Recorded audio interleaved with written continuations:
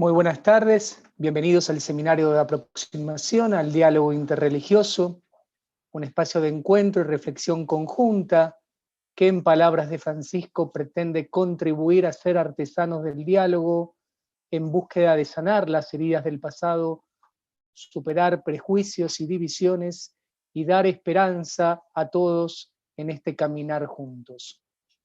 Este seminario, organizado por el Instituto de Cultura Universitaria y la Cátedra Pontificia, dependientes del Vicerrectorado de Integración de esta Pontificia Universidad Católica Argentina, trata una propuesta de diálogo orientada a conocer y visibilizar el tesoro de las tradiciones, la cultura y la fe que representan las principales confesiones religiosas en su rica historia y en la sociedad. El Concilio Vaticano II, en la Declaración Nostra Aetate, exhorta a todos sus hijos a que con prudencia y caridad, mediante el diálogo, la colaboración con los adeptos de otras religiones, dando testimonio de la fe y la vida cristiana, reconozcan, guarden y promuevan aquellos bienes espirituales y morales, así como los valores socioculturales que en ellos existen. En ese mismo espíritu conciliar, que fuera seguido ininterrumpidamente desde San Pablo VI en Ecclesiam Suam y Evangelii Nunciandi, hasta Francisco en el documento sobre la fraternidad por la paz mundial y la convivencia común, se inscribe el presente seminario. Finalmente, antes de darle la palabra al licenciado Marco Galo, director de la Cátedra Pontificia de esta universidad, quien dirá unas palabras iniciales y presentará al expositor de hoy, les recuerdo que podrán escribir sus comentarios e interrogantes en el chat del canal de YouTube por donde estamos emitiendo. Así, al finalizar la exposición, tendremos un momento para hacernos eco de todas sus inquietudes. Ahora sí, Marco, es un gusto saludarte y darte la palabra. Gracias, Ricardo. Hoy, con gusto, tenemos verdaderamente el honor de poder recibir este amigo, hermano, el Sheikh Salam Delgado Dassum. Yo quería simplemente subrayar lo que anteriormente decía Ricardo Albelda, esta cultura del diálogo que Papa Francisco de manera incansable promueve y que también ayer, en una situación tan dramática que está viviendo Terra Santa, ha vuelto a recordar. Yo quisiera comenzar simplemente con las palabras que Papa Francisco ayer ha pronunciado en Regina Coeli. Además, el creciendo del odio y la violencia, dijo Papa Francisco, que está envolviendo a varias ciudades de Israel, es una grave herida a la fraternidad y a la convivencia pacífica entre los ciudadanos, que será difícil de curar si no hay una apertura inmediata al diálogo. Me pregunto, ¿a dónde llevarán el odio y la venganza? ¿Realmente creemos que podemos construir la paz destruyendo al otro? En nombre de Dios, que ha creado a todos los seres humanos iguales en derecho, deberes y dignidad, y los ha llamado a convivir como hermanos entre sí, hace referencia al documento de la fraternidad humana de Abu Dhabi, hago un llamamiento a la calma a quienes tienen la responsabilidad de hacerlo, a detener el estruendo de las armas y a recorrer los caminos de la paz, también con la ayuda de la comunidad internacional. Hasta aquí, Papa Francisco.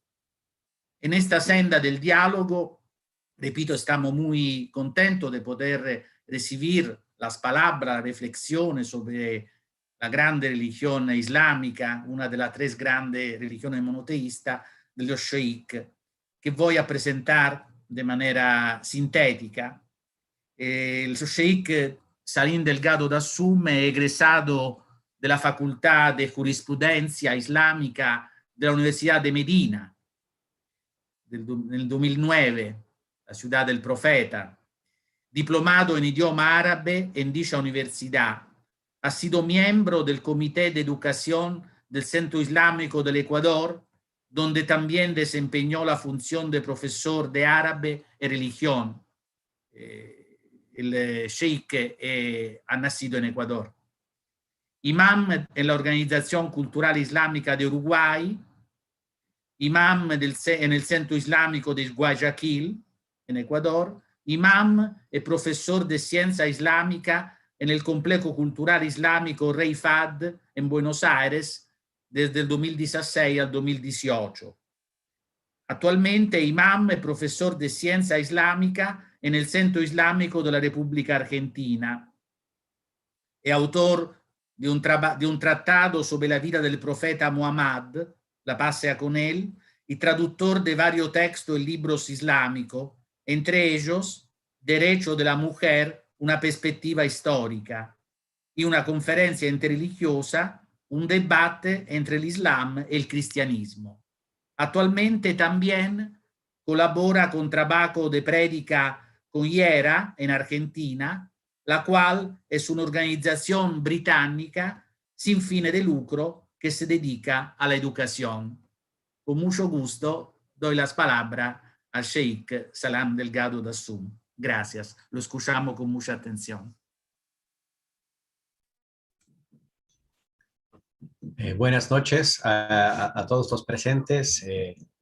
Un especial saludo a los panelistas, si cabe la expresión, Marco, también Ricardo y Gustavo. Es realmente un honor participar en una reunión educativa, académica y fraterna como esta y poder expresar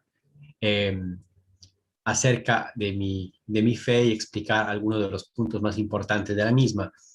Es una linda oportunidad que espero sea de beneficio para todos nosotros y sin duda yo seré el más beneficiado. Tengo preparado unas diapositivas que les voy a usar a manera gráfica para que no tengan que verme todo el tiempo explicando asuntos que de pronto alguien necesita escribir, tomar nota y más adelante, si es que se da la oportunidad, responder a algún asunto, ¿sí? Ahora paso a compartir pantalla. Espero que esto funcione bien. Así que vamos para acá. Aquí. Voy a buscar el documento primero. Parece que se cerró.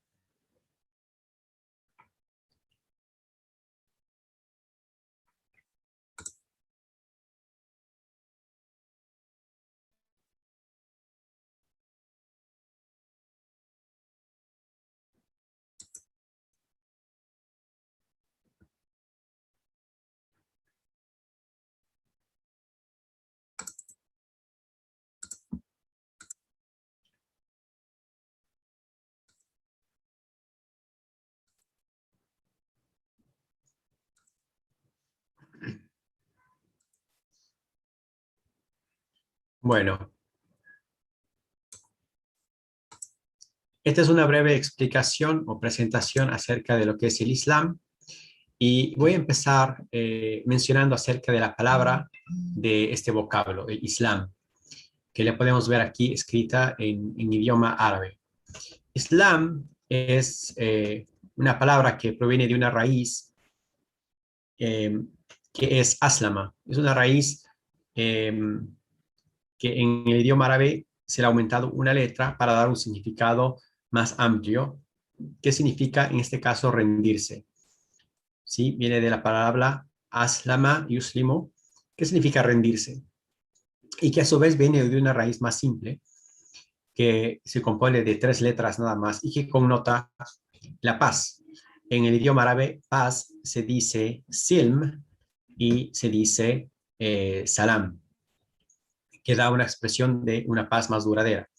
También significa salima, es las mismas 3 letras, con otras vocales cortas que normalmente no se escriben, y significa estar ileso y también significa estar salvo. De esto viene la palabra Islam. ¿Y por qué es que la palabra Islam tiene esta raíz, esta connotación? Es porque la religión del Islam significa rendirse a Dios. Es una rendición de la voluntad de uno a la voluntad de Dios para alcanzar una paz interna, para alcanzar un bienestar, tranquilidad. Y de esta manera estar ilesos y salvos al mismo tiempo. Entonces, la palabra Islam embarca todos estos significados que provienen del idioma.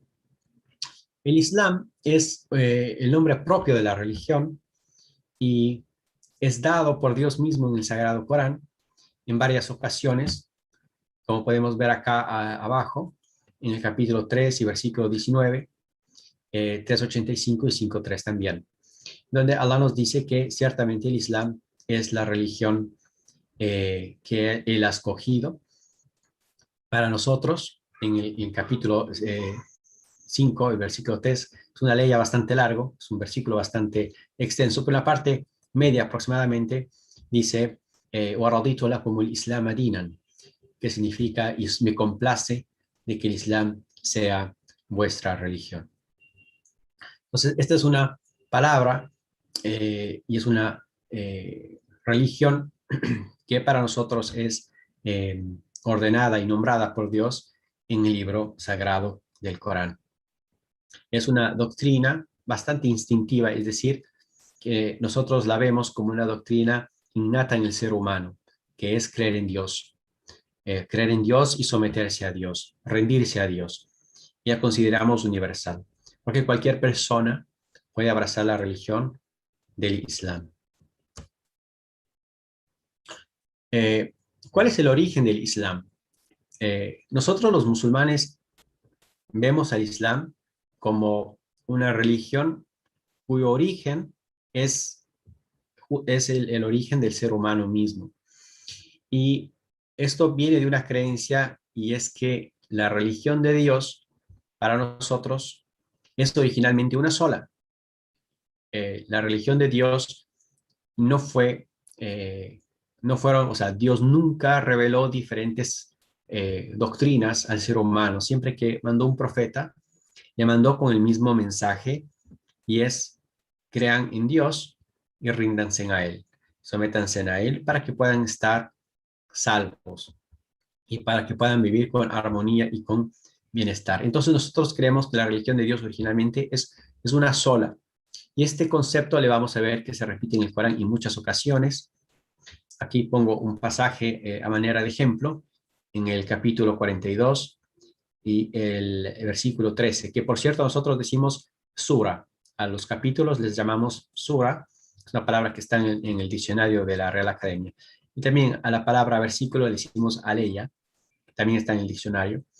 Entonces, pero bueno, hay un intercambio para que nos familiaricemos con ambas palabras. Entonces, en el Corán, en el capítulo 42 y versículo 13, leemos que dice: les he legislado la misma religión que le había encomendado a Noé, la que te he revelado a ti, Muhammad, está hablando Muhammad, y la que le encomendé a Abraham, a Moisés y a Jesús, para que sean firmes en la práctica de la religión y no discrepen dividiéndose.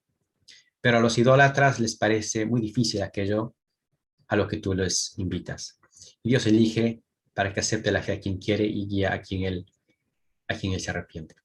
En esta parte en esta aleya del Corán, Dios en la primera parte nos está diciendo que la religión que Dios ha entregado a Muhammad es la misma que le había entregado a Noé y a Abraham y a Moisés. Aquí menciona a los grandes profetas del Islam. Nosotros les conocemos como los grandes profetas del Islam. Noé, Abraham, Moisés y Jesús y Muhammad. Y para nosotros, todos estos profetas recibieron un mismo mensaje de Dios, que básicamente es el significado de Islam, que es: crean en Dios y sométanse a Dios, sométanse a su voluntad, hagan el bien y eviten el mal, y de esta manera estarán salvos. ¿Cuál es nuestra creencia? La creencia, como escrito acá en la parte derecha del Islam, ¿sí? La creencia, los principios religiosos y los mandamientos son muy similares a los del Antiguo Testamento. Y esto es porque nosotros consideramos al Antiguo Testamento y a los profetas y a los libros que Dios reveló a ellos, una parte importante y esencial de la guía de Dios y de los cuales nosotros creemos en ellos en términos generales. Creemos en estos libros, o sea, lo que Dios reveló a ellos, obviamente en su tiempo y en su manera, en su forma original en la que fueron revelados. Entonces vamos a encontrar la creencia en términos generales, como vamos a ver más adelante, que se compone de lo mismo, es decir, la creencia en un solo Dios, en los profetas, en los libros que han sido revelados y demás. Ahora lo vamos a ver.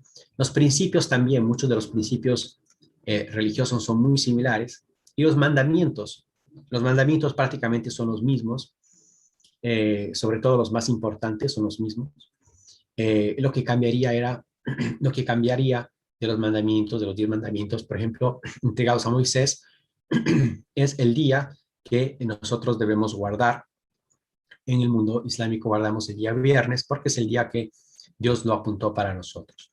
Aquí hago lectura de la ley 136 de la Sura 2, que dice: digan, creemos en Dios y en lo que fue revelado a nosotros, así como creemos en lo que fue revelado a Abraham, Ismael, Isaac, Jacobo y las tribus, y en lo que fue entregado a Moisés, Jesús y a todos los profetas del Señor. No hacemos distinción de fe entre ninguno de ellos y nos sometemos a Él, a Dios. Esta aleya, hay dos aleyas en el Sagrado Corán muy similares.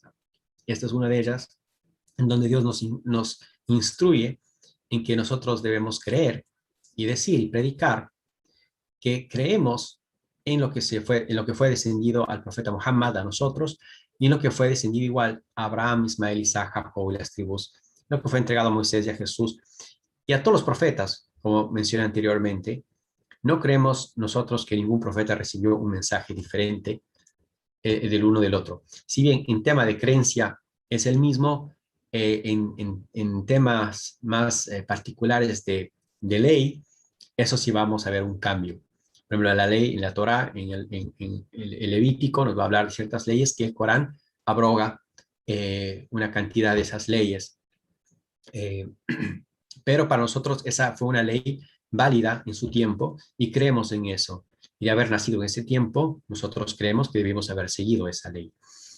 El Corán abroga, como mencioné, muchas de esas leyes y nosotros seguimos esas leyes. Pero esas leyes no es que cambia la religión, sino que a nuestra manera de ver las cosas es simplemente una actualización de la religión, en el sentido de que con el pasar del tiempo y con la complejidad del mundo y de la humanidad, como va avanzando, se necesitan otro tipo de leyes. Y esto Dios lo hizo a través de los siglos y de los milenios con diferentes profetas.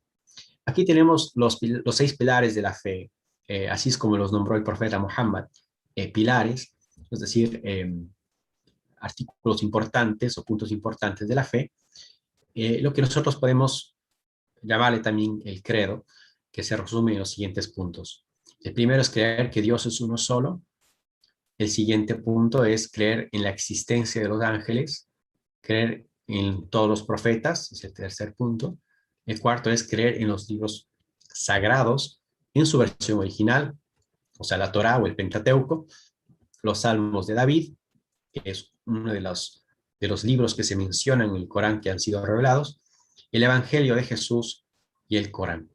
En cuanto a lo que Jesús recibió, Dios lo menciona en el Corán como al-Injil, que se le traduce como el Evangelio. Para nosotros, Jesús recibió una revelación divina a manera de palabras muy sabias que se le llamaba el Evangelio, del cual varios de los cercanos discípulos de Jesús lo transmitieron a los demás, y eso es lo que nosotros consideramos que se recuperó en parte en los 4 evangelios del Nuevo Testamento, que es Mateo, Marcos, Lucas, Juan. De ahí el quinto punto es creer en el encuentro con Dios. Este es uno de los pilares importantes y principales del credo islámico. Debemos creer que existe el día del juicio final, que es cuando toda la humanidad llegue a su fin, toda la humanidad perezca, el mundo termine, Dios va a resucitar a todos los seres humanos, a todas las almas, les va a volver a la vida, y en cuerpo y alma, así como actuamos en este mundo, seremos juzgados ante Dios en el día de la resurrección o el día del juicio final, que es un día muy importante y muy trascendente, por supuesto, para las almas. Y ese concepto es uno de los conceptos más repetidos en el Sagrado Corán, y la promesa de Dios, y Dios jura por diferentes cosas que Él ha creado, jura por los astros, jura por las estrellas, por el sol, por la luna, de que es verídico el día del juicio final. Y el último punto de nuestro credo es creer en el destino o la predestinación divina, es decir, que Dios todo lo supo y que lo escribió antes de que suceda. Esto es un tema amplísimo, esto es un tema que se estudia en varios volúmenes, pero resumiendo al máximo, es más o menos como está aquí expresado. Es que Dios, en su infinito conocimiento y sabiduría, escribió todas las cosas antes de que sucedan. Esto no contradice el hecho de que todos tenemos un libre albedrío y que podemos actuar de acuerdo a este. Ahora paso a hablar acerca del vocablo Allah o Dios en el idioma árabe, y qué significa esto. Allah viene de la raíz alaha, ya'lahu, que significa adorar en el idioma árabe. Es una palabra muy antigua, es un verbo muy antiguo, que indica cuando alguien rinde culto o veneración a algo. En este caso es a Dios. Entonces, de este verbo viene la palabra el que es adorado. Y esta es una palabra que se designa en el idioma árabe únicamente al creador de todo cuanto existe. O sea, a Dios, comúnmente, como decimos en español, Dios con mayúscula. Entonces, es un vocablo que se designa al creador de todo cuanto existe, el amo y el dueño absoluto.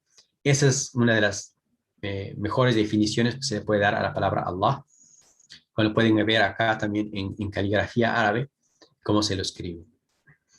Esto implica, este vocablo implica es también que es quien merece de nuestra adoración y de nuestra veneración. Es similar al vocablo Eloah en hebreo, que se recita Elohim en la Torah hebrea, ese im, que es un plural de respeto que existe en este idioma. Ahora pasamos a hablar acerca del Corán, que es un tema muy importante. En el Islam, el Corán es la fuente de conocimiento y de fe y de sabiduría espiritual para los musulmanes. El Corán es considerado por nosotros como el libro final de guía divina, revelado íntegramente por Dios al profeta Muhammad a través del Espíritu Santo, quien en el Islam le consideramos al ángel Gabriel o al arcángel Gabriel. Es la misma persona, es el mismo ser. Y ambos nombres aparecen en el Corán. Espíritu Santo en algunas ocasiones, en otras ocasiones solo aparece la palabra el Espíritu. En otras ocasiones aparece el Espíritu de fortaleza, y en otras ocasiones aparece como el ángel Gabriel, es la mayor parte como aparece en el Corán. Entonces nosotros creemos que el Corán fue revelado al profeta Muhammad a través del Espíritu Santo en idioma árabe. ¿Sí? Esto es una definición muy importante a subrayar, que es en idioma árabe, de manera que nosotros lo que tenemos como el Corán en idioma árabe es el Corán, valga la redundancia. Si tenemos una traducción al español o al italiano o al francés o al portugués o cualquier idioma, no es el Corán, es simplemente una traducción del Corán. Y es una diferencia muy grande que tenemos nosotros en el Islam, porque muchos actos de adoración solo hay como hacerlos en el idioma árabe, como el rezo, y como el rezo nocturno que hacemos en Ramadán. y el rezo diario. Pero la traducción del idioma del árabe a otros idiomas nos ayuda a entender, para quienes no saben árabe, lo que Dios quiere decir. Pero recalcamos que es una traducción y que el traductor pudo haber errado al escoger ciertas palabras y que en el español, por ejemplo, que hay como 15 traducciones, no todas son iguales. En el idioma árabe, el Corán tiene la misma cantidad de palabras en todas sus copias. Entonces, no hay dos Coranes diferentes. El Corán es uno solo en todo el mundo. El Corán fue descendido al profeta Muhammad durante un periodo de 23 años. Y para nosotros, cada palabra en el Corán es necesariamente, ¿sí? Inequívocamente la palabra de Dios. Y no la de Muhammad ni la de ninguna otra persona. El Corán es un libro que no tiene rival en su registro y conservación. Es un libro que ha sido memorizado por entero, ¿sí? Por cientos y miles de personas desde su origen. Y como mencioné, existe solamente una versión del Corán en todo el mundo islámico, ¿sí? La cual no ha sido alterada con el devenir del tiempo. Como el Corán es memorizado por entero y es muy melódico y tiene una rima, es imposible modificarlo. Y para nosotros esa es una de las características milagrosas de este libro. Este libro cubre todos los aspectos de la vida humana, social, espiritual, informa al creyente también sobre la vida después de la muerte. Hablar del Corán, por supuesto, es un tema muy amplio, pero en este último párrafo he tratado de resumir de qué se trata. Cubre todo lo que el ser humano necesita socialmente. Habla de cómo debe ser la armonía de un hombre con Dios, con su entorno, con su pareja, con su familia, con sus hijos. Socialmente habla de un código civil, matrimonio, habla del divorcio, de la herencia, transacciones comerciales, todo eso. Y también tiene un aspecto espiritual que es, por supuesto, el principal, y se nos habla acerca de otros profetas anteriores a nosotros. Y lo más importante, habla también, en cuanto a la fe se trata, de aquellas cosas que van a suceder después de la muerte, que es lo que informa al ser humano de su propósito en esta vida y su propósito en la vida, o sea, ante Dios y su fin después de la muerte. Nosotros como musulmanes creemos en el paraíso y también creemos en el infierno como dos lugares reales que serán el fin para, digamos, será la consecuencia de nuestro obrar tras el juicio justo de Dios en la otra vida. Ahora paso a hablar brevemente acerca del profeta Muhammad. El profeta Muhammad nació en el año 570 después de Cristo en la Meca, lo que era Arabia, actualmente Arabia Saudita. Es una ciudad importante, es una ciudad es una ciudad milenaria donde había habitado el profeta Ismael y donde construyó ahí la Sagrada Kaaba. ¿Sí? El profeta Muhammad era descendiente de uno de los 12 hijos de Ismael.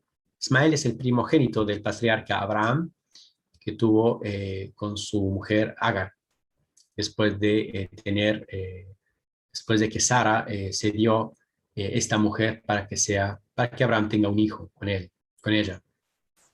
El linaje de Abraham era un linaje muy, muy bien reconocido entre los árabes de su época. Lo conocía muy bien, que era de la tribu de Banu Hashem, que era del clan, perdón, el clan Banu Hashem, que es de la tribu de Quraysh, era una tribu importante, una tribu dirigente, era la tribu que estaba a cargo de la ciudad de Meca en aquel entonces. Y Hashem su abuelo Hashem es uno de los, bisabuelo, perdón, es uno de los descendientes de Ismael, y por eso es que conocía muy bien la importancia del linaje de Muhammad. Sí, Muhammad fue huérfano de padre y madre. Su padre murió antes de nacer y su madre murió muy pocos años después de que Muhammad nace, por lo que fue criado por su abuelo Abdul Muttalib. Y a la muerte de él, pocos años después, por su tío paterno Abu Talib, le cría a al profeta Muhammad, hasta que llega a la madurez, hasta que va más allá de sus 40, casi 50 años. Muhammad se crió con su tío, y Muhammad, su tío con varios hijos, era una persona pobre, no podía dar mucho a las personas que estaban a su cargo. Entonces Muhammad nunca aprendió a leer ni a escribir. En ese entonces la lectura en Arabia era un privilegio enorme, y era muy costoso que alguien pueda contratar a un profesor o un maestro que le enseñe a leer o a escribir. Entonces, Muhammad fue iletrado, y fue iletrado durante toda su vida. Él nunca aprendió a leer ni a escribir. Entre los demás hijos de Abu Talib estaba su primo Ali. Tenía varios hijos, entre ellos estaba Ali, quien más tarde pasó a ser un importante líder de los musulmanes. Muhammad se crió como un humilde pastor de rebaños, y más tarde, pasados sus 25 años aproximadamente, él se dedicó al comercio. La revelación del Sagrado Corán sucedió cuando Muhammad tenía 40 años de edad, y eso es justamente lo que marca el primer momento de la prédica. La revelación a sus 40 años, es decir, pasó a ser profeta a sus 40 años, y empezó su misión en la Meca. El ministerio de Muhammad empezó con la visita del ángel Gabriel, que le recitó el noble Corán, y predicó durante 23 años, de los cuales más o menos la mitad, un poco más de la mitad, 13 años, estuvo en la Meca, y 10 años estuvo en Medina, una ciudad cercana a la Meca, cuando la persecución se hizo muy grande a los que comenzaron a predicar el Islam, porque el Islam era una religión que llamaba a la unicidad de Dios, al monoteísmo, y en ese entonces los árabes eran idólatras y adoraban a muchos dioses, y tenían muchísimos ídolos, y eso no les gustó cuando Muhammad comenzó a predicar la unicidad de Dios y comenzó a recitar el Corán. Entonces tuvo que emigrar a la ciudad de Medina, así es como Dios le ordenó, y es donde él vivió hasta su muerte. El Islam, en tiempo del profeta, invitó al Islam a todos los árabes de aquel entonces, de la península. Había unos judíos también que habitaban en Medina, los invitó al Islam, a los persas, a los romanos, a todos los pueblos aledaños a la Arabia. El profeta invitó al Islam, envió cartas, de los cuales la mayoría en la vida del profeta no aceptaron, salvo los árabes. Y más tarde, con las conquistas, con la extensión del Islam, aceptaron el Islam muchos de estos pueblos. Bueno, menciono algo que normalmente suelen preguntar, y es acerca de los milagros de Muhammad. Muhammad hizo muchos milagros para su pueblo, milagros similares a los milagros que encontramos en el Antiguo Testamento que hicieron los profetas, como por ejemplo que bendecir la comida y que se haga más, que brote agua de un lugar donde normalmente no brotaba agua, sanar a enfermos, este tipo de milagros que son comunes en los profetas enviados por Dios. Tal vez el más grande de ellos fue cuando le pidieron que haga una señal grande de que él es mensajero de Dios, y rogó a Dios para que la luna se parta en dos, y la luna se partió en dos ante los ojos de los árabes. Sin embargo, para nosotros el milagro más grande es el Corán, porque es un libro que tiene características extraordinarias, sobrenaturales para cualquier medida. Es un libro que ha perdurado intacto por más de 14 siglos, y tiene un montón de características inimitables, de las cuales no puedo hablar ahora por el tiempo, pero entre ellas es que los árabes no pudieron nunca reproducir la elocuencia que tiene el idioma, que tiene el Corán. Sí, tiene un idioma altísimo, tiene una manera de explicar las cosas y decir las cosas el conocimiento que tiene del pasado, el conocimiento que tenía del presente, de los asuntos que estaban sucediendo, informaba cosas que estaban a poco tiempo de suceder, y todavía informa cosas que están todavía por suceder y no han sucedido, y otras que están sucediendo ahora.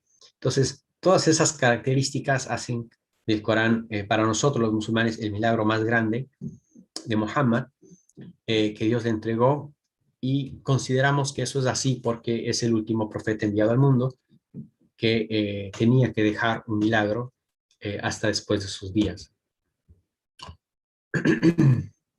Hablando un poco más de la vida del profeta Muhammad,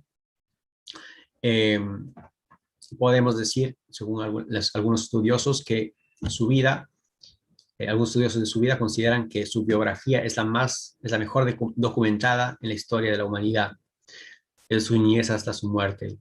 El profeta Muhammad, desde niño, desde joven, desde que fue profeta, es muy bien conocida.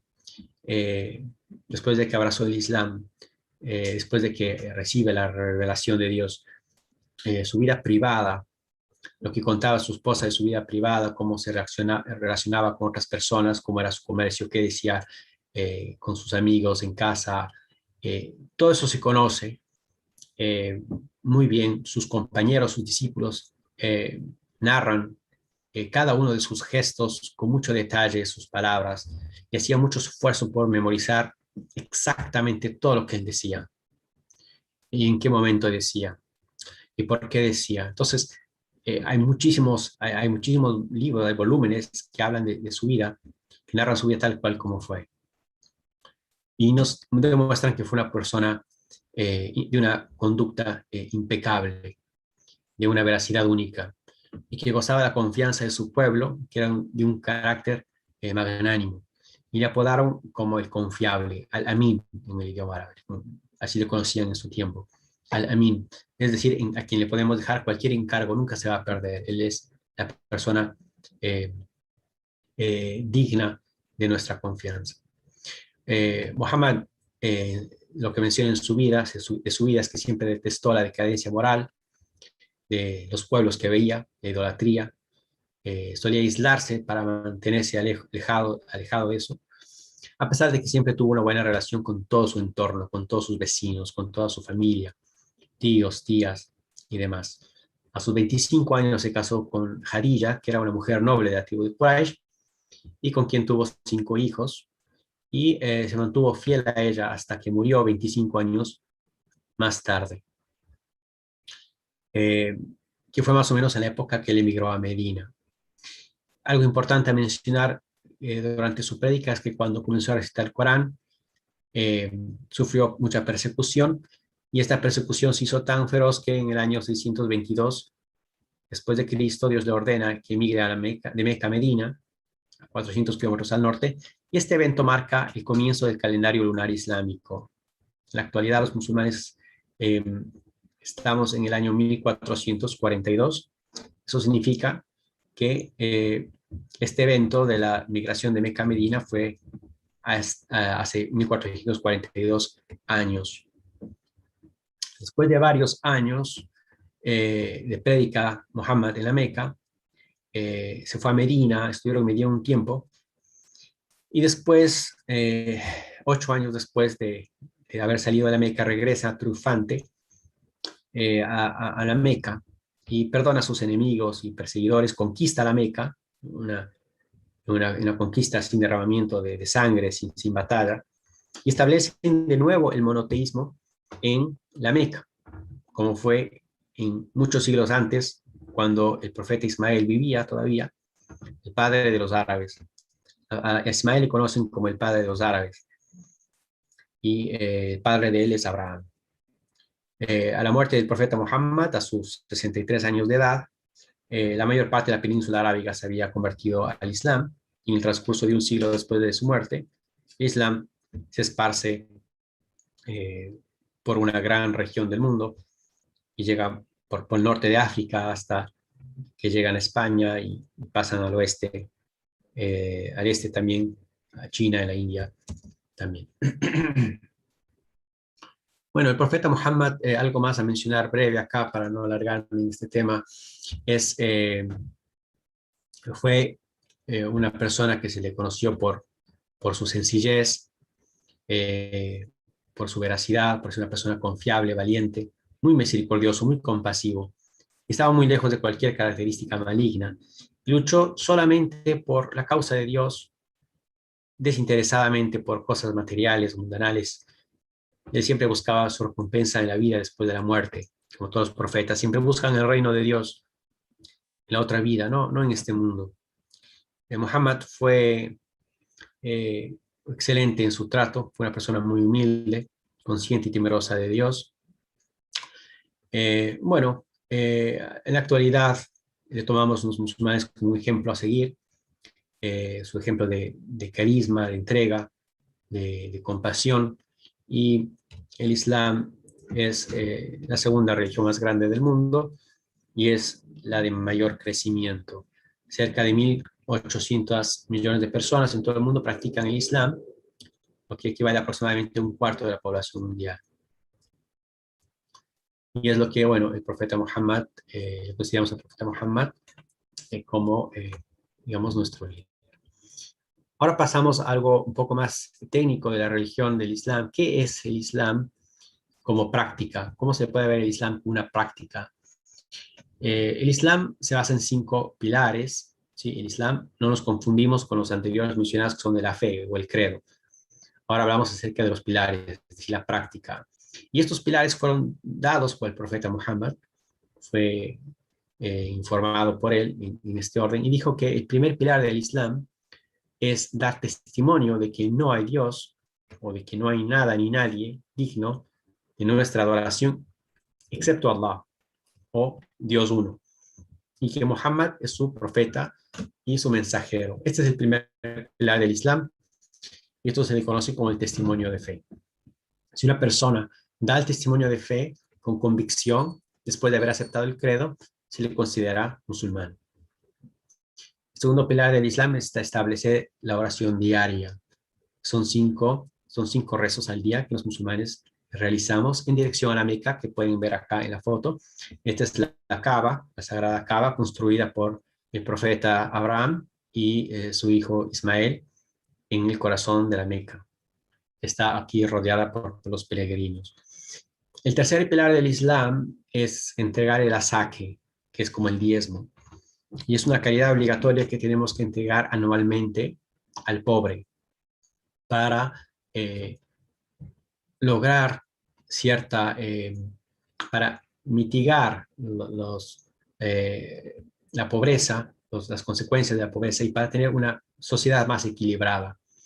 ¿Sí? Aparte de esta caridad obligatoria que está mencionada acá, que es el asaque, existe por supuesto una caridad o una limosna que se entrega durante todo el año continuamente, pero que es voluntaria.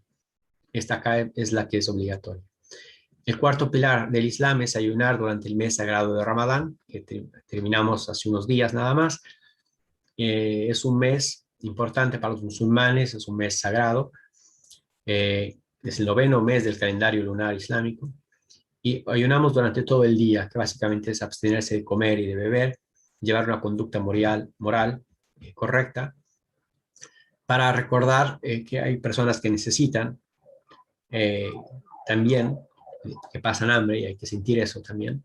Y también nos ayuda a disciplinar nuestro ego y a tener una mejor relación con Dios, más espiritual, más alejada del mundo.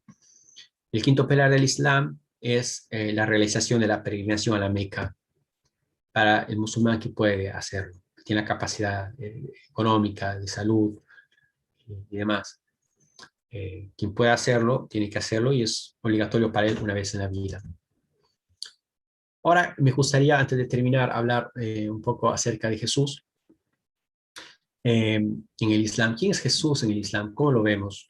A Jesús, la paz sea con él, como mencioné anteriormente, es uno de los 5 grandes hombres de Dios, los 5 grandes profetas de Dios.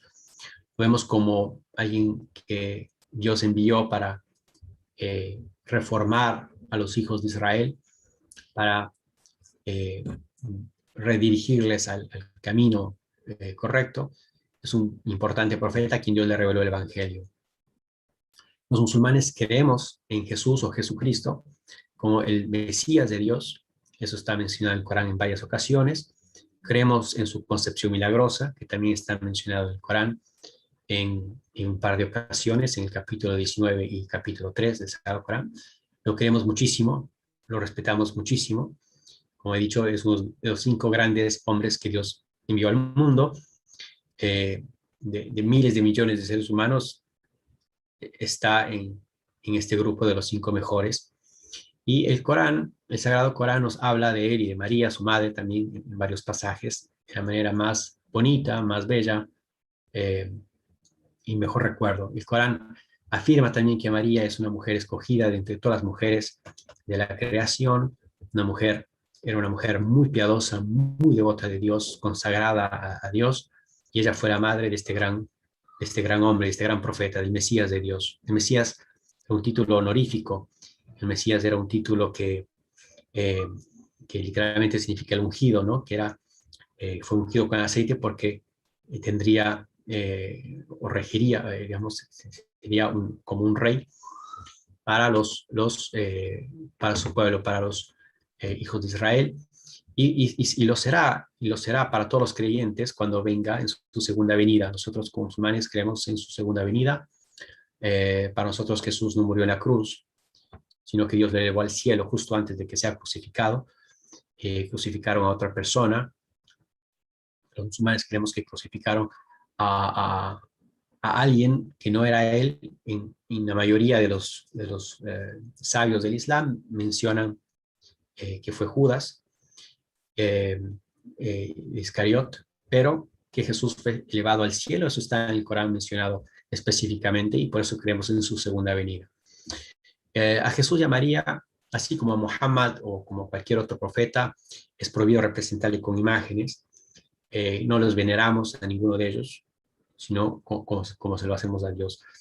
No les dedicamos ningún tipo de rezo ni adoración, porque en el Islam solamente se ora y se adora a Dios Todopoderoso.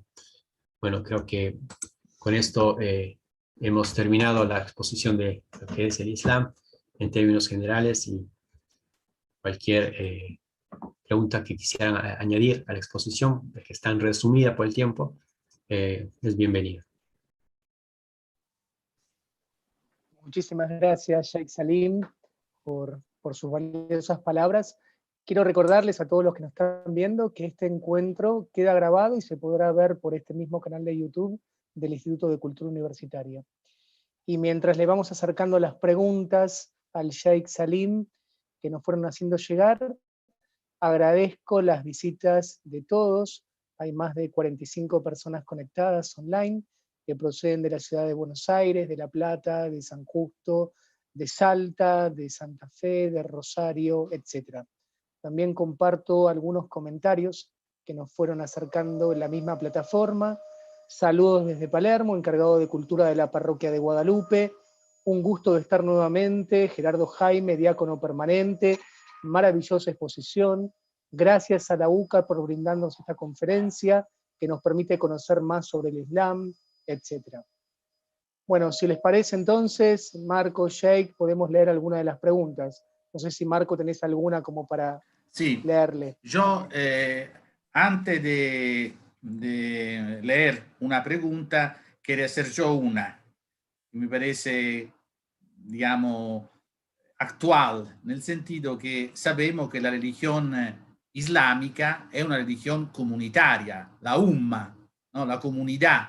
Entonces, yo quería preguntar al sheikh, según su experiencia, según lo que usted ha percibido en este tiempo, ¿cómo ha vivido la religión islámica en este tiempo de pandemia? El tema de no poderse encontrar. Uno pensa a la imagen de la Meca, toda la gente que va a hacer el ágil, la peregrinación, y otro momento comunes. ¿Qué ha significado esto? ¿Cuáles han sido las dificultades? No sé, un poco, esta es la primera pregunta. No sé si quiere responder o le hago una segunda que recibimos, quizá es mejor usted pues luego contesta. La segunda pregunta que nos llega de uno de los oyentes, siendo que el cristianismo funda su resurrección en la resurrección de Cristo. ¿En qué funda el Islam su fe en la resurrección? Bien, querido Marco. En cuanto a lo que mencionas, sin duda, el Islam es una religión comunitaria, así como el judaísmo y el cristianismo, y es muy importante para nosotros compartir la fe en comunidad. Sin embargo, dentro de lo que es nuestra doctrina, el Islam se puede practicar de manera individual. No hay problema con eso. En cuanto a la peregrinación, por supuesto, fue muy afectada el año pasado y me imagino que este año lo va a ser también. Se restringió al máximo y entiendo que un grupo muy, muy pequeño de personas logró sacar un permiso para la peregrinación. En tiempos pasados, hace mucho tiempo, también se han dado situaciones complejas y difíciles, como han sido tiempos de grandes enfermedades, otro tipo de enfermedades, pandemias, tiempos de guerra, en donde el movimiento ha sido muy restringido. Los rezos en las mezquitas estuvimos haciendo hasta hace aproximadamente un mes que el gobierno de la ciudad lo restringió aún más y ahí fue cuando realmente la mezquita pasó a cerrarse por completo. Solo está abierta los días viernes para el sermón del día viernes que lo impartimos y también a un número muy pequeño de personas, está abierto, ya no estamos dentro del recinto del rezo que es la mezquita. Pero bueno, seguimos adelante. No hacemos lo que es virtual, solamente unas clases virtuales. Fuera de eso no ha habido mucho problema. Respondiendo a la pregunta acá de uno de los oyentes, en cuanto a la resurrección, en el Islam el concepto de la resurrección es algo diferente al del cristianismo. Si bien, como mencioné en la exposición, para nosotros originalmente era el mismo en nuestra manera de ver las cosas. Y es que Dios, después de este mundo, después de esta vida, una vez que morimos, va a resucitar a todos a la vida y nos va a devolver a los cuerpos. Obviamente no va a ser en la manera en la que estamos ahora idéntica, sino diferente, y eso está mencionado en algunas partes del Corán y de la Sunna, o sea, la tradición del profeta, pero va a ser en cuerpo y alma. Y todos vamos a resucitar, incluidos los profetas y los hombres piadosos, y todos vamos a ser juzgados. Y se conoce eso justamente el día de la resurrección, el día del levantamiento también, y el día del juicio final. Tiene varios nombres, y es cuando Dios nos resucita a todos y nos juzga. Y Dios nos menciona en varias ocasiones en el Corán, y nos dice que fíjense en cómo es la tierra cuando está muerta, está un campo yerto y hacemos que baje agua del cielo, con el cual hacemos brotar todo tipo de verdor y nacen plantas y árboles que producen frutos.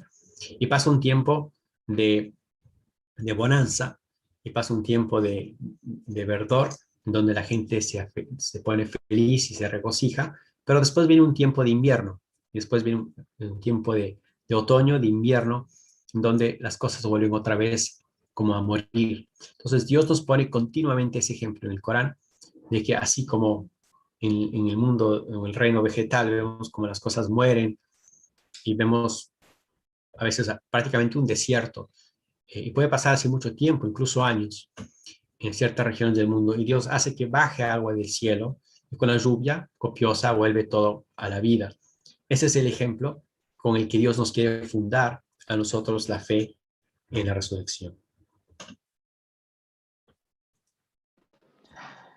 Buenísimo. Ahora hago alguna otra pregunta que hicieron llegar. ¿Puede explicar brevemente sobre las distintas ramas del Islam? ¿En qué se diferencian? ¿Son más políticas, sociales las diferencias que religiosas o no están así?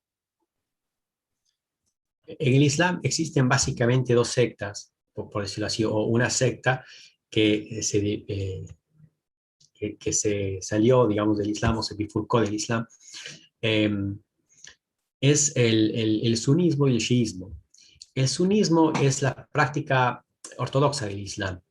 Es, como la palabra lo indica, sunna, que tal vez mencioné en varias ocasiones hace unos minutos, es la tradición del profeta. O sea, lo que el profeta dijo y lo que el profeta hizo. Entonces, para nosotros es la interpretación correcta del Corán. El Corán uno no puede interpretarlo arbitrariamente porque ahí es cuando uno se extravía o está mal. Como cualquier escritura sagrada, hay que conocerla y hay que interpretarla de manera correcta. Para eso nosotros nos basamos en lo que el profeta dijo o hizo, y eso se conoce como la sunna. Entonces, hay dos grandes grupos, que es aquellos que siguen la sunna del profeta, y este grupo va al 80%, 85% de los musulmanes a nivel mundial. Y un 15%, a veces le ponen un poco más, un poco menos, un 12%, un 16%, son la rama de los shias o el shiismo. El shiismo es una secta, la palabra mismo shia significa secta en el idioma árabe, secta o partidario de Ali, y este grupo aparece en el tiempo del cuarto califa del Islam, que es Ali. A la muerte del profeta vino un califa, que es un sucesor, Abu Bakr, después vino otro que se llamaba Omar, después vino otro que se llamaba Osman, y el cuarto era Ali, que era el primo del profeta, y quien se casó con la hija del profeta, Fátima. Y por supuesto gozaban de un importante, o gozan de un importante estatus para nosotros musulmanes por ser familia del profeta y porque era gente muy piadosa y muy noble. Ali fue el cuarto califa. Sucede que se da una revuelta, y aquí entramos ya un poco al tema político de aquel entonces, que decía bueno, dijeron que Ali no estaba gobernando bien, entonces Ali lanza una campaña para proteger a los pueblos de que no caigan en una tribulación y un derramamiento de sangre, y ese intento que tiene Ali de regular las cosas, le asesinan. Entonces, los que estaban con Ali dijeron, bueno, tiene que ser su hijo, al-Hassan y después al-Hussein, su hijo menor, el califa. Y aquí empieza justamente esta secta, que se aferran a esta idea de que tienen que ser sus hijos los sucesores en el califato y nadie más. Lo que sucedió es que no fueron sus hijos los sucesores del imperio islámico que estaba formándose, sino pasó a otros parientes también de una u otra manera llegados al profeta, pero más lejanos, que era después de Muawiyah, fue Muawiyah, y después fueron los hijos de Muawiyah, descendientes de Muawiyah, que son la dinastía Omawi, antes de que pase a otro tipo de dinastía. Entonces, los shias, básicamente su fe o su doctrina se centra en este aspecto, ¿no? De que Ali y la familia de Ali tienen que ser los que rigen, digamos, los países musulmanes.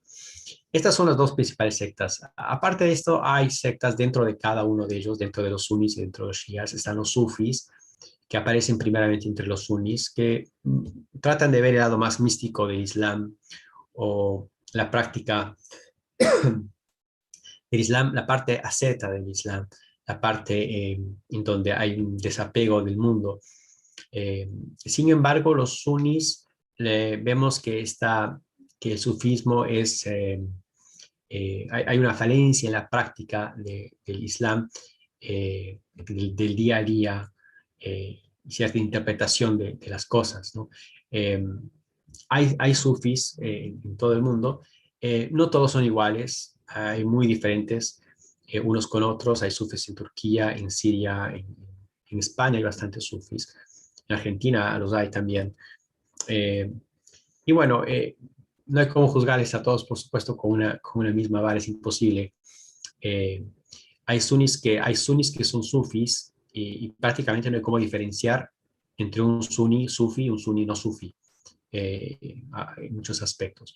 Dentro de los shias también hay sufis, pero es mucho menos popular.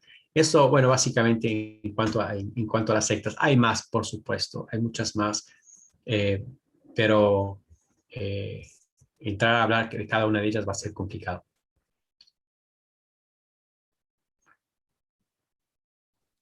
Una pregunta, digamos, que de alguna manera continúa tu explicación, tu exposición sobre las dos grandes vertientes, ¿no? Que ahora explicaba sunnismo y shiismo. Recientemente, Papa Francisco ha primero suscrito el documento sobre la fraternidad universal con Al-Tayeb, que es el mayor representante del sunnismo nel mundo, ¿no? De Al-Azhar, el gran, y ha visitado nel suo ultimo reciente viaje a Irak al-Sistani, grande figura, digamos, dello sciismo iraqueno, ma diría reconocido un po' en todo el mundo chiita. Se ha hablado en estos últimos días de la posibilidad que el Papa podía favorecer un histórico encuentro entre Al-Tayeb y Al-Sistani. Te pregunto cuánto esto de tu fuente es verdadero y qué significaría esto eventualmente en la inminencia de un eventual encuentro. Bueno, un acercamiento a ese nivel no creo que se ha dado entre los sunnis y los shias, al menos por un tiempo en que yo pueda recordar. Históricamente siempre ha sido, la distancia entre los shias y los sunnis ha sido bastante grande. Incluso se han llegado a violentar en algunas ocasiones. Excepción del Líbano. En el Líbano los shias y los sunnis conviven muy bien, han convivido muy bien por mucho tiempo. Se casan entre ellos incluso. Pero fuera del Líbano la relación es buena. En Irak, en Irán. Los musulmanes sunnis de Egipto tienen poca relación con los shias, porque los shias prácticamente en Egipto no hay. Y la posición del Azhar, que es la entidad más antigua del Islam, ha sido bastante, bueno, de hecho fue en gran parte fundada por ellos, cuando los shias gobernaron Egipto un tiempo. Una secta de los shias que se llamaba Al-Fatimiyun.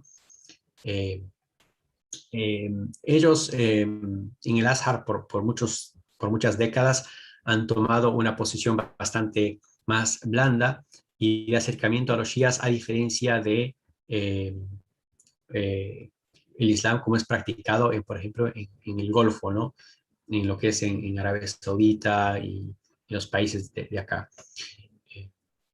Podría significar algo, digamos, si buscan de intermediación al Papa, puede ser que algo así se llegue a dar. ¿Qué repercusión tiene? Es muy difícil decir. Es muy difícil decir algo así porque sería algo casi que sin precedentes. Hay todavía muchas diferencias entre los shias y los sunnis, lamentablemente, y muchas heridas que no se han podido sanar. Muchas gracias. Hago dos preguntas más. ¿Quién es el Espíritu Santo para el Islam? Y la segunda, ¿cuál es el lugar que le da el Corán a la mujer? Bien, en el Espíritu Santo, lo mencioné en la exposición en un par de ocasiones. El Espíritu Santo es el ángel más importante de entre todos los ángeles. Como mencioné, es uno de los pilares del Islam, la creencia en los ángeles. Tenemos que creer en los ángeles, en la existencia de ellos. No les pedimos nada. Es prohibido, de hecho, pedirles a los ángeles cualquier cosa porque ellos no actúan de acuerdo a lo que ellos quieren. Ellos simplemente ejecutan órdenes de Dios, lo que Dios les ordena. Y el Espíritu Santo es uno de ellos. El ángel Gabriel para nosotros es el ángel más importante, es un arcángel, y es el más allegado a Dios y es el ángel que recibe de Dios directamente la palabra, la revelación, a diferencia de otros ángeles. Es decir, lo que Dios reveló al profeta Noé, al profeta Moisés, al profeta a Jesús, a Muhammad, esas palabras fue primero recipiente del Espíritu Santo, el ángel Gabriel, y después bajó a la tierra y les dio a ellos. Entonces es el mismo personaje, el Espíritu Santo y el ángel Gabriel, para nosotros es lo mismo, y es a quien nosotros le consideramos, digamos, tenemos una reverencia, digamos así. No le adoramos, no le representamos con nada, ni imagen ni nada, pero es alguien a quien nosotros le consideramos como un ser verdadero que baja a la tierra para ciertas funciones específicas de Dios. Normalmente baja en el tiempo que hay un profeta en la tierra. Fuera de eso, nosotros desconocemos. La otra pregunta era acerca de la mujer en el Corán. Ya. La mujer en el Corán, en el Islam, en términos generales, es una persona, es un ser muy dignificado. Tiene sus derechos, así como el hombre. Tiene sus derechos, tiene sus obligaciones, y contrario a lo que se pinta continuamente en Occidente, la mujer fue muy dignificada en el Islam desde el origen.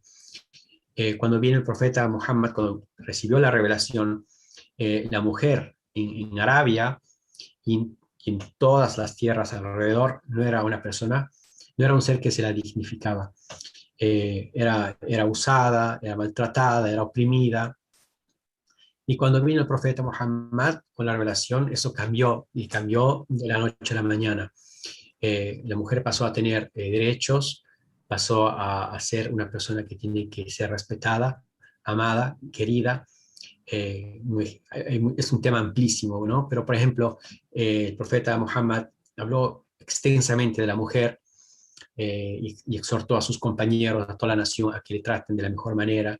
Un hombre una vez se acercó al profeta y le dijo: mensajero de Dios, ¿quién es la persona que mejor merece mi trato y mi compañía? Le dijo: tu madre. Le dijo: y después de ella, ¿quién es? Le dijo: tu madre. Y después de ella, ¿quién es? Le dijo: tu madre. Dijo 3 veces: tu madre. En otra ocasión el profeta dijo: el mejor de entre ustedes es el que mejores modales tiene. Ese es el mejor ante Dios. Dijo: y el que mejores modales tiene es el que mejor trata a su mujer. Y dijo: y yo soy el que mejor trata a mi mujer. Y exhortó muchísimo. Antes de morir exhortó: traten de la mejor manera a quienes están al servicio de ustedes, traten de mejor manera también a sus niños, a sus mujeres y demás. Es muy amplio hablar de la mujer en ese tema, en ese tiempo, quiero decir, cuando la mujer no heredaba, la mujer era heredada, la mujer era un objeto que era heredado o comprado, qué sé yo. El Islam le dio otro tipo de un nivel muy alto.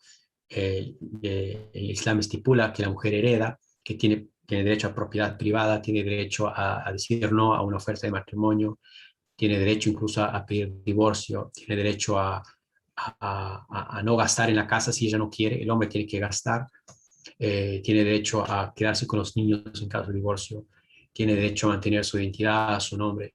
Una lista muy larga realmente, pero veo que la pregunta, claro, viene, yo escucho acá también Occidente que se pinta que la mujer en el Islam es maltratada o qué sé yo, pero no. Una vez que uno vive allá se da cuenta que es una mujer muy dignificada, y de hecho lo que yo puedo dar testimonio acá en Argentina y en muchos países de América Latina que he estado, las personas que más abrazan el Islam son mujeres. Y les preguntan por qué, dicen: es por la belleza y por la dignidad que me da el Islam. Otras 2 preguntas, digamos, con una tercera que más, digamos, de consejo bibliográfico. Ahora, comienzo con la última. Por favor, ¿puede aconsejarnos un libro sobre la vida del profeta Muhammad y otro sobre el Corán con explicaciones? Luego, ¿de dónde nace la violencia siendo el Islam una religión de paz y hermandad? Y la última, en todas las religiones hay lugares sagrados de peregrinaje ubicados en diferentes partes del mundo. ¿Hay lugares de peregrinación musulmana en Argentina o América Latina? Bien, respondo en el orden inverso. No existen lugares de peregrinación en el Islam, sino exclusivamente en la Meca. ¿Sí? Y es en el único lugar, en la Meca y sus alrededores, en el único lugar donde se permite la peregrinación. Y bueno, aquí es un punto de división también con el shiismo. Ellos tienen un lugar de peregrinación, me parece que en Irak, en Karbala, que es donde murió el nieto del profeta. Pero para los musulmanes sunís, la Meca es el único lugar de peregrinación aceptable y es donde es donde los ritos de la peregrinación se hacen justamente desde el tiempo de Abraham y su hijo Ismael. De manera que el musulmán que tenga la capacidad de hacerlo tiene que cumplir con el quinto pilar del Islam, que es peregrinar a la Meca, y es exclusivamente ahí. En cuanto a lo que se mencionó de bibliografía, hablemos de la bibliografía primero. Existe una buena traducción del Sagrado Corán, existen varias, pero voy a mencionar las que son buenas, porque no todas son buenas, hay traducciones que son muy malas. Está la del Sheikh Muhammad Isa García. Muhammad Isa García es un argentino que abrazó el Islam y fue a vivir a la Meca y estudiar allá. Estuvo un tiempo en el que yo estuve ahí también. Tenemos una amistad con él. Es un gran sheikh, es una gran persona, tiene una excelente traducción, posiblemente una de las mejores, o la mejor en muchos sentidos, y está comentada, está muy bien explicada y usa los nombres de los profetas, usa los nombres como se conocen en español, los nombres bíblicos, y está para una audiencia latina. Es una traducción que está hecha para una audiencia latina. También está la traducción de Melara Navío, Abdelghani Melara Navío, es un español musulmán también, que hizo una excelente traducción y es de las más fáciles de encontrar. Y también está la traducción de la Universidad del Azhar en Egipto. Es una traducción muy comentada, es una traducción que es bastante amplia, entra como en 5 tomos porque tiene un montón de comentarios ahí. También existe una traducción que yo usé por mucho tiempo porque es muy buena, fue de un cura español, que es la traducción de Cortés, y también es relativamente fácil de encontrar. Me gusta mucho su estilo, es un estilo español, y bueno, tiene también era una persona extraordinariamente culta en ambos idiomas, español y árabe.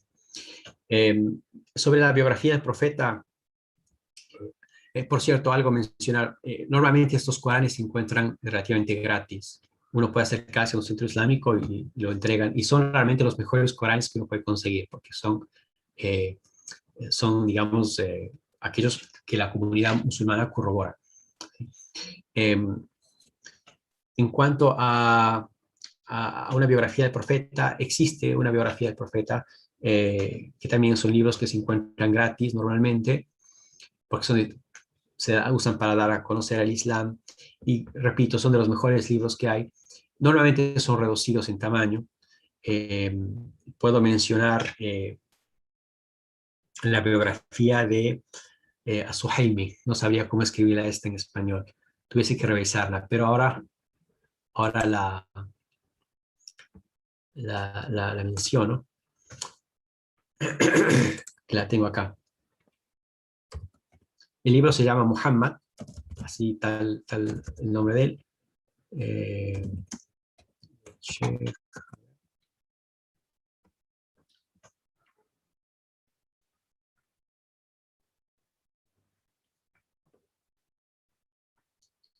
Bueno, yo les invito a que vayan a la mezquita de Palermo, por ejemplo, la mezquita del Rey Fahad, y que pidan un libro de biografía del profeta. Con toda seguridad les van a entregar un libro gratis, ¿sí? Bueno, en cuanto a la violencia lamentablemente se relaciona el Islam con violencia, pero el Islam está en contra de la violencia. El mismo nombre de la palabra lo indica. El Islam es paz, el Islam es sumisión a Dios, es armonía con Dios espiritual. El Islam es llevarse bien los unos con los otros, es armonía. Dios dice en el Corán, le dice al profeta Muhammad, وَمَا أَرْسَلْنَاكَ إِلَّا رَحْمَةً لِلْعَالَمِينَ. Significa no te he enviado sino como misericordia para todos los mundos. Y lo mismo, los preceptos del Islam son preceptos para establecer la paz. Y si bien está establecida o está permitida de alguna manera el yihad es la lucha por la causa de Dios, ¿sí? Mal traducido, guerra santa, no es guerra santa. La palabra guerra en el Islam es otra cosa, harb, y se le da otra connotación. Pero el yihad, que es la lucha por la causa de Dios, es una lucha por establecer la paz y la justicia. Así como lejanos de una utópica paz, todas las naciones o todos los países tienen la capacidad, tienen una capacidad de defenderse, tienen una capacidad digamos, tienen fuerzas de policía, tienen un ejército para establecer el orden y la paz. Bueno, el Islam tiene un sistema similar. Y no es para establecer la paz y la seguridad, es como la policía, pues decimos, la policía armada no está ahí para la violencia, está para establecer el orden social y la paz, ¿no es cierto? El Islam es lo mismo y el concepto del yihad es igual, pero se deforma terriblemente. En las últimas décadas el Medio Oriente ha sido una zona conflictiva por los tantos intereses que existen desde el punto de vista de religión y también desde el punto de vista geopolítico, desde el punto de vista económico. Es un importante lugar donde pasan o donde podrían pasar grandes cantidades de dinero, petróleo y cosas de eso. Entonces, las potencias quieren controlar eso. Se regresa a eso. No es un tema religioso para hablar, pero tiene mucho que ver, lamentablemente tiene mucho que ver eso. Entonces, ese interés por controlar esta zona de las grandes potencias ha dado origen a un gran derramamiento de sangre. No es la religión la culpable. O el contrario, ¿qué religión no llama a la paz? ¿Qué religión está ahí para...? Es un error. Todas las religiones nos vienen o sea, las grandes religiones que están acá, de su misma fuente. Dios no ordena sino el bien y la paz y la armonía entre todos. Cuando los musulmanes tuvieron control de estas tierras por muchos siglos, hubieron muchos siglos de estabilidad. Cuando hubieron otros imperios que trataron de imponerse a la fuerza, es cuando se desestabilizó de nuevo la región.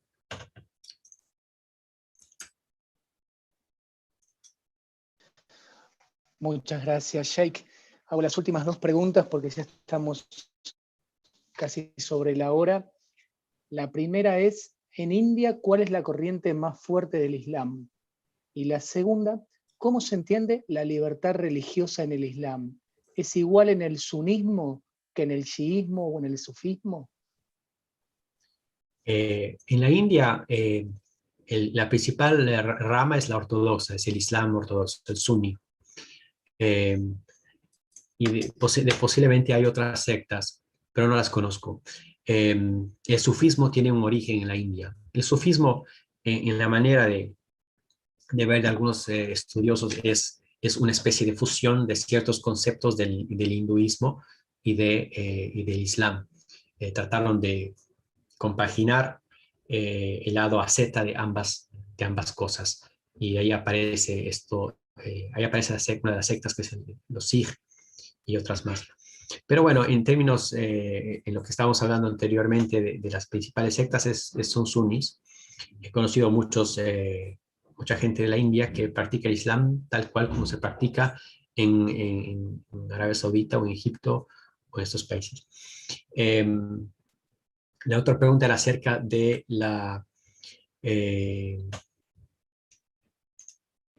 acerca de la libertad religiosa, ¿cómo se entiende? La libertad religiosa. Bien, la libertad religiosa se entiende, bueno, primero, nosotros en el Islam reconocemos que el ser humano es libre de escoger la fe que él quiere. Es algo que es imposible negar. Dios le dio al ser humano la capacidad de escoger la religión, la doctrina que él quiera. Dios dice en el Corán, en el capítulo 2, en el versículo 256, la ikraha fid din, que significa no hay coacción en tema de la fe. Que significa no hay como obligar a nadie a adoptar una creencia o una doctrina. Porque de hacerlo no serviría ante los ojos de Dios.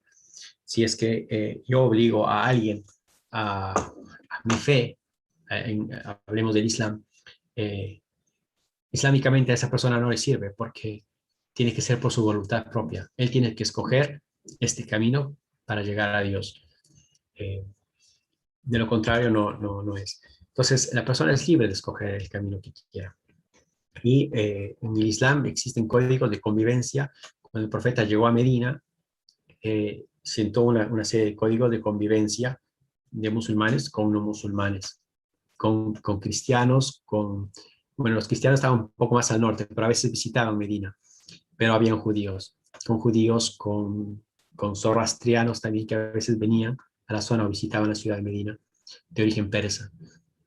Y es permitido, o sea, no hay ningún problema, nunca se le puede obligar a alguien a abrazar el Islam. Esa tal vez es una creencia que se tiene acá en Occidente, pero el Islam jamás impuso a la fuerza a otra religión, nunca hizo eso. Cuando llegó a España, a la península ibérica, nunca obligó a nadie a abrazar el Islam, jamás. Nunca destruyó una iglesia, nunca pues estuvo digamos, nunca se impuso a la fuerza en las ciudades que ellos estaban.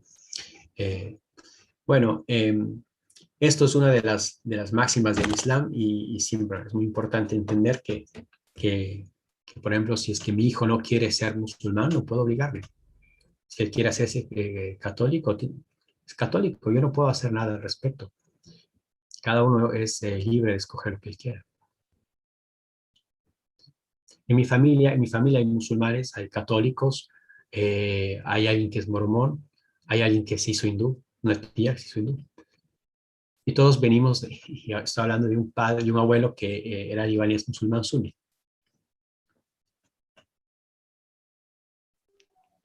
Muchísimas gracias, Sheikh Salim.